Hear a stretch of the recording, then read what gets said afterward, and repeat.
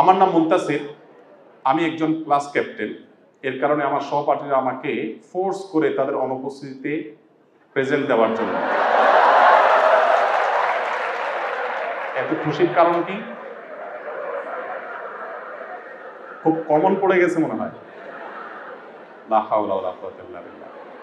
Present না দিলে আমাকে বিভিন্নভাবে অপকর্মে ফাঁসিয়ে দেয়। এখন আমার কি করা উচিত?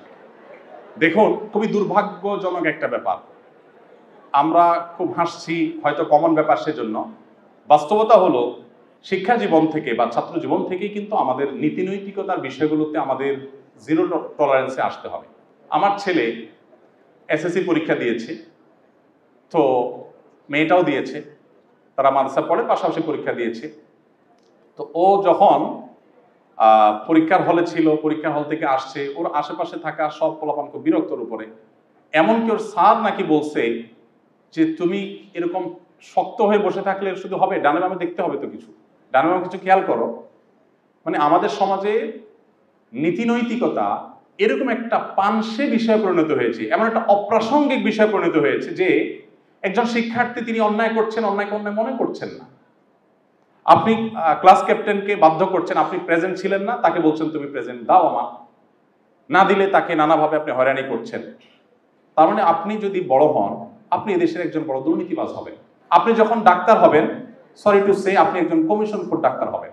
যার ছাত্র জীবনে আল্লাহর ভয় নেই, নীতি নৈতিকতার বালাই নেই, যে আমি আসি নাই, আমার প্রেজেন্ট কেন থাকবে, বরং কেউ দিলে আমি সেটাকে নিষেধ করব।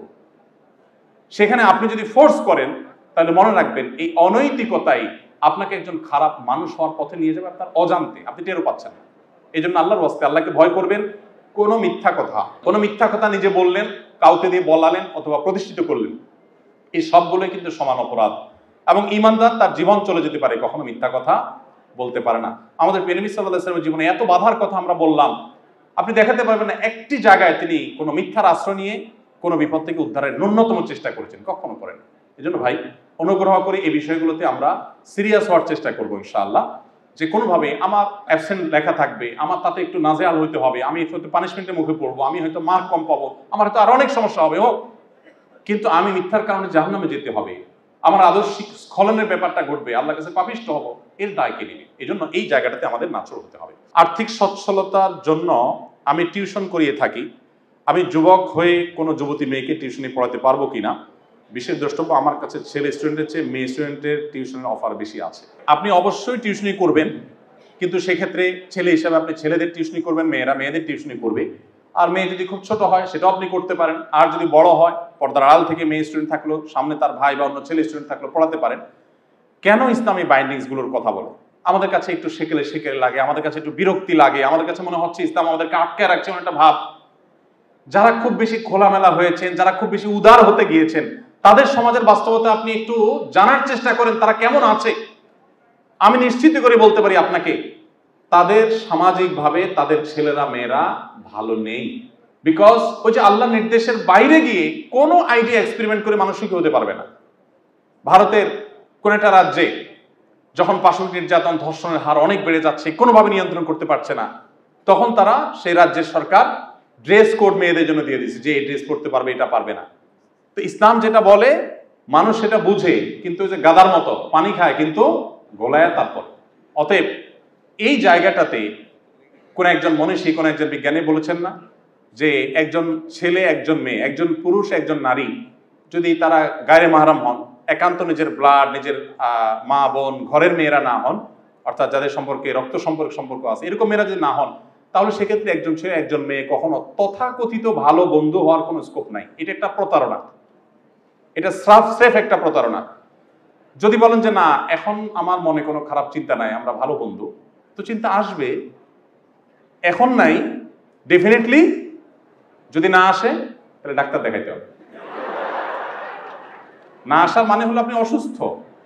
আল্লাহ সৃষ্টি করেছেন এভাবে, আপনার ভিতরে আকর্ষণ হবে, আকর্ষণ হয় না, তাহলে আপনি দ্রুত ডাক্তার দেখান। তো এই জন্য আল্লাহর এই বিধানটাকে মেনে চলতে হবে ইনশাআল্লাহ। আপনার দৃষ্টিতে মুসলিম উম্মার বর্তমানে সবচেয়ে বড় সংকটের জায়গা কোনটি এবং এ থেকে উত্তরণের উপায় কি? মুসলিম উম্মার সবচেয়ে বড় সংকটের জায়গা আমার যেটা মনে হয়, আমি প্রায় চিন্তা করি বিষয়টার উপরে সবচেয়ে সংকটটা আমাদের কোন জায়গায়। আমার যেটা মনে হয় আমার ক্ষুদ্র জ্ঞানে, সেটা হলো কোরআন এবং সুন্নাহ থেকে দূরে সরে যাওয়া, ইসলামের আদর্শের জায়গাটা থেকে সরে যাওয়াটা, এটাই হলো আমাদের সংকটের সবচেয়ে বড় জায়গা। মুসলমান নামে মুসলমান অনেক বেশি। ডক্টর আব্দুল্লাহ জাহাঙ্গীর রহমতুল্লাহ আলাইহি ইসলামী বিশ্ববিদ্যালয়ের কুষ্টিয়ার প্রফেসর ছিলেন, আপনারা অনেকে চিনেন। আল হাদিস ডিপার্টমেন্টের প্রফেসর ছিলেন, সড়ক দুর্ঘটনা মারা গেছেন। স্যার একটা কথা বলতেন, আমার খুব ভালো লাগতো। স্যার বলতেন যে আমাদের দেশে মুসলমান দুই প্রকার, এবং গোটা বিশ্বে ইনফ্যাক্ট সেটাই, যে মুসলমান দুই প্রকার। একটা হলো সেকুলার মুসলমান, আরেকটা হলো রেগুলার মুসলমান।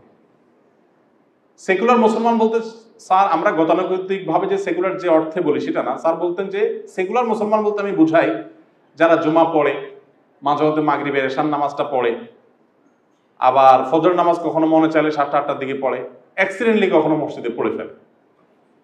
তারা যখন নামাজ পড়ে শেষ করে এরপর টুপিটা ভাঁজ করে প্যান্টের পকেটে বা শার্টের পকেটে রেখে দেন। টুপি তো ভাঁজ করেন, আর সাথে তার ধর্মটাও ভাঁজ করে ফেলে।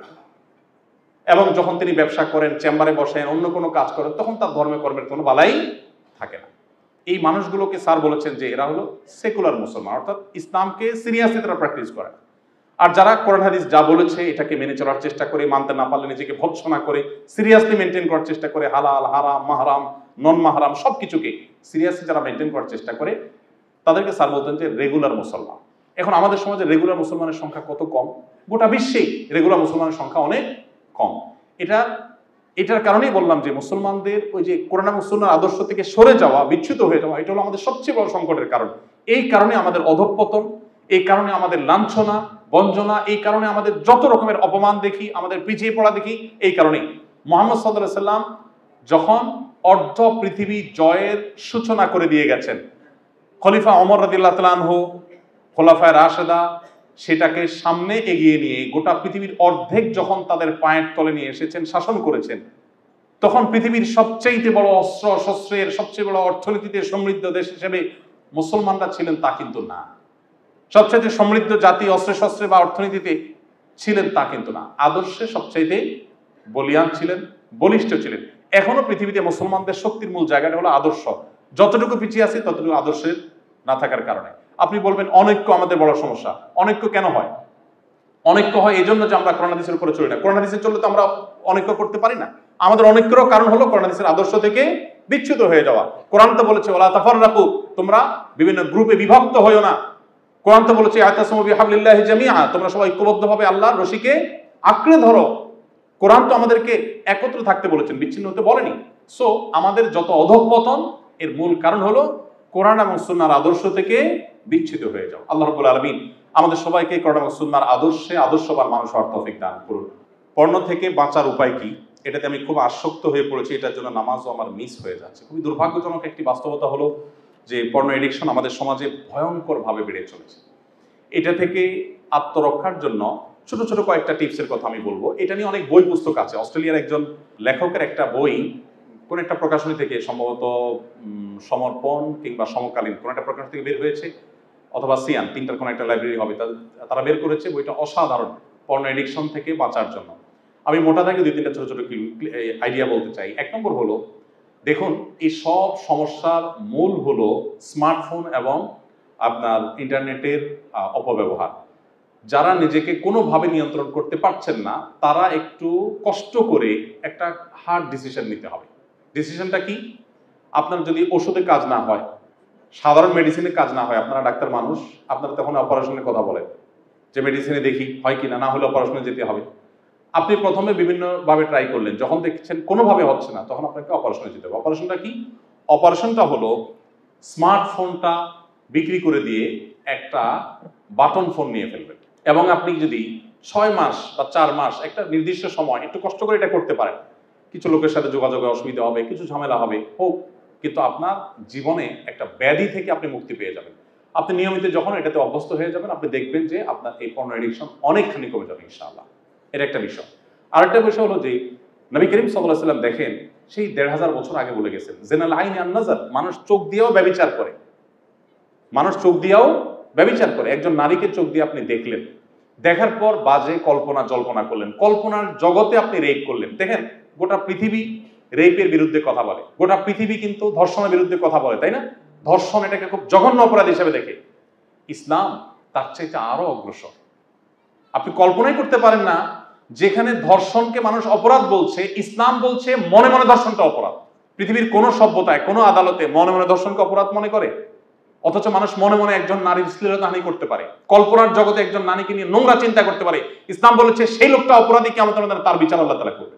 নারীকে আর কিভাবে সম্মানিত করতে হয় এবং অপরাধ প্রবণতা সমাজে কমাবার জন্য কত প্রোঅ্যাক্টিভ থাকতে হয়, ইসলাম তার উজ্জ্বল এবং জ্বলন্ত উদাহরণ। এই জন্য এই পর্ন এডিকশন থেকে বাঁচার জন্য চোখের নিয়ন্ত্রণে কোনো বিকল্প নেই। আল্লাহ বলেছেন কুল্লিল মুমিনিনা ইয়াগুদ্দু মিন আবসারিহিম ওয়া ইয়াহফাযু ফুরুজাহুম, ঈমানদারদেরকে বলে দিন তারা যেন চোখকে হেফাজত করে, সংরক্ষণ করে। এবং নারীদেরকেও নির্দেশ করা হয়েছে তারাও কিন্তু চোখের হেফাজত করতে হবে। নারী যদি মনে করে না আমাদের জন্য এই নির্দেশ নাই, ভুল হবে। আপনাদেরকেও কি করতে হবে? চোখে সংযত করতে হবে। অনেক সময় দেখা যায় অনেক মেয়েরা অনেক হুজুরদের ওয়াজ শুনতে পছন্দ করে, বিশেষ করে ইয়াং যদি হুজুর হয়, দেখতে শুনতে যদি একটু সুন্দর হয়, অনেক মেয়েরা পছন্দ করে।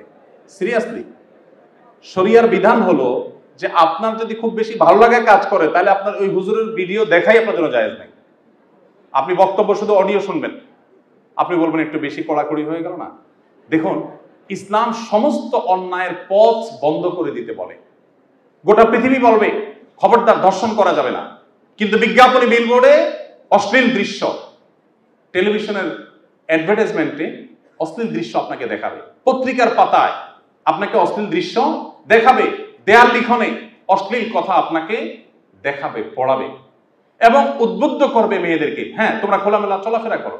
আপনি যখন দুবাইতে বা পৃথিবীর অন্যান্য দেশে, যেসব দেশগুলোতে ওপেন কালচার আছে, আপনি যাবেন, দেখবেন যে সেখানে অনেক সময় দেখা যায় ঠান্ডার দিন বেচারি মেয়ে হাফ প্যান্ট পরে হাঁটতেছে, আর তার সাথে থাকা পুরুষটা নির্লজ্জের মতো ফুল প্যান্ট পরে হাঁটতেছে। চামড়ায় ঠান্ডা লাগলে পুরুষেরও কষ্ট লাগে, মেয়েরও কষ্ট লাগে। কিন্তু এমন কালচার ডেভেলপ করছে যে তুমি হাফ প্যান্ট পরে হাঁটো, ঠান্ডা মরো, আর আমি ফুল প্যান্ট পরে আরাম করি। এটা নাকি নারীর অধিকার দেওয়া হলো। তো যাই হোক, এই সভ্যতা যারা ডেভেলপ করেছে তারা কিন্তু সমাজ থেকে ধর্ষণ যেন দূর করা যায় তারা অনেক কাজ করছে, অনেক বক্তব্য দিচ্ছে, কিন্তু তারা সমাজটাকে এমন ভাবে বিনির্মাণ করছে যে মানুষ নিজেকে নিয়ন্ত্রণ করতে পারবে না। ইসলাম বলে ধর্ষণ নিষিদ্ধ, আর তার আগে থেকে বাঁধ দিয়ে দাও যাতে ধর্ষণের পথই বন্ধ হয়ে যায়। আগে থেকে বাঁধ দেওয়ার ব্যবস্থা ইসলাম রাখতে বলেছে। যারা পর্ন এডিকশন থেকে বাঁচতে চান, আগে থেকে বাঁধ দিতে হবে, অর্থাৎ চোখের হেফাজত করতে হবে, দৃষ্টিকে সংযত রাখতে হবে। দৃষ্টি সংযত করতে পারছেন না, ফোনে ডিস্টার্ব করে ফোন বিক্রি করে বাটন ফোনে চলে আসেন, 6 মাসে একটা কোর্স কমপ্লিট করেন, এরপর আবার আপনি প্রয়োজন ওই ফোনে ফেরত যান, ইনশাআল্লাহ দেখবেন সহজ হবে। এবং সেই সাথে যাদের বিবাহ করার শক্তি সামর্থ্য আছে তারা প্যারেন্টসদেরকে ম্যানেজ করে বিবাহের দিকে যাওয়ার চেষ্টা করবে। এটা হলো সবচেয়ে চূড়ান্ত এবং সবচেয়ে বাস্তবসম্মত সমাধান। আল্লাহ আমাদেরকে তৌফিক দান করুন।